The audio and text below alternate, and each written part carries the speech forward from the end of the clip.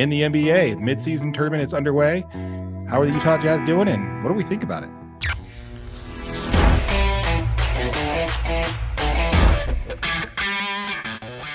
If you are part of the 95% of our audience that is not subscribed, please consider doing so. Thank you. All right, let's go ahead and move on over to the NBA, shall we?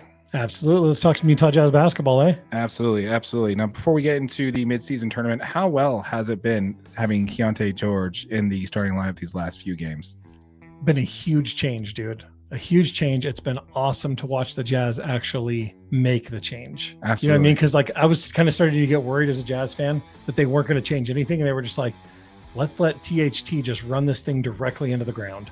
But it was just nice to see that Jazz fans that are kind of hurting with how they started this year, we talked about that last week, that this kind of does have the silver lining is the fact that we get to see that switch to KG3 in the starting lineup. Yeah, which is basically exactly what we talked about last week. Yeah, so. Exactly. I mean, we actually called it last week because the KG3 needed to move into the starting lineup. Now that the change is made and you get to see he has so much playmaking ability that THT just doesn't have. THT is an explosive player, right? He slashes really well. He's actually shot the ball well from three this year. You know, some of those statistics show it. Like, he's been an effective player. But the problem is with THT is he is just a little bit too big to stay in front of these smaller, really good NBA caliber shooting guards and point guards. And he's just a little bit too big, a little bit too small to play in front of a 2 or a 3 that's possibly 6'7", 6'8". But he matches up really well with second unit guards.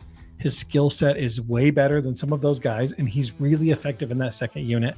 I like him. I don't want to see the Jazz move away from THT. No. But those minutes needed to go to Keontay George to further his development and continue to let him grow into the player that everybody here thinks that Keontay George can be. Let's go ahead and talk a little bit about the midseason tournament, shall we? Absolutely. So, Absolutely. First of all, what do you think about the lavender floor?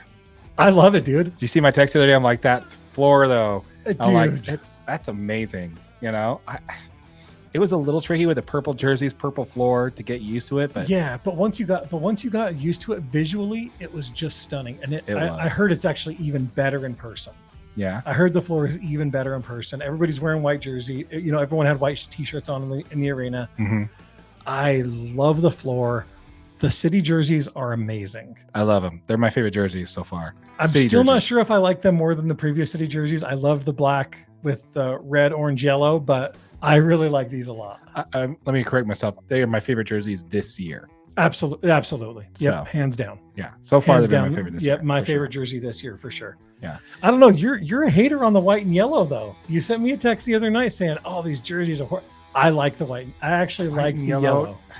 It's not about the hate about the jerseys itself. It's how the NBA is choosing to do this. Right. It's now. Make sure you guys leave us a comment down below. Let us know what you think of the Jazz's jerseys. Absolutely. Which one's your favorite? Do you like the gold and white ones that they put on? Yeah. When they were on the road, by the way, on a team where they're advertising Delta Center on their floor. So I was super confused for a minute there. I'm like, wait a minute. Is this a home game or is this a road game? You're like, I don't even know. I don't even know where we're at anymore. Like, where are we? The team's wearing their road jerseys, but they're at home. The Utah's wearing a white jersey, which is typically a home jersey. And they got the Delta Center on the floor. Like, I'm just like, okay, it says Delta Airlines on the floor. I'm completely confused. Is this a home or a road game? That was my main point about it. I don't necessarily, no, you're right. I don't necessarily like the white and gold. It's yellow, bro. It's highlighter yellow. That's true. It is highlighter. Yeah, that's right. I will hold judgment on the jerseys until I see ultimately my concern on which jersey is my favorite jersey is what their record is in that jersey. That's your deciding factor. That's my deciding factor. I love that. Yeah. My favorite jersey a long time ago was when they did that all yellow with the blue note. Yep. I loved that jersey.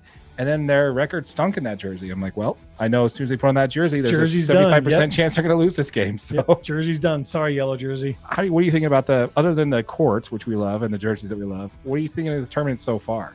I love this tournament, dude. I love it. Maybe not for an experienced basketball team like some of the other Western Conference teams, but I'm going to tell you, for this Utah Jazz team, I absolutely love this tournament. This is giving these guys all of the experience that they need to put them in some of these high pressure, high stress situations.